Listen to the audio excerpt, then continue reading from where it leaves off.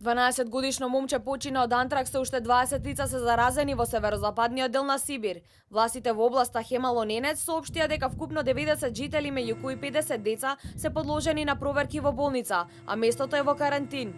238 жители, меѓу кои 132 деца се евакуирани во кампови на околу 60 километри од жариштето на инфекцијата. На појавата на заболувањето, познато и како сибирска чума, му претходило топлотен бран со температури до 35 степени, а властите веруваат дека ваквата појава го стопила мразот, изложувајќи труп на заразен ирвас во сибирската тундра, пошто се заразиле и угинале 2300 ирваси. Последната епидемија на антракс во овој регион, каде номадското население претежно се занимава со одгледување на ирваси, е забележана во 1941 година.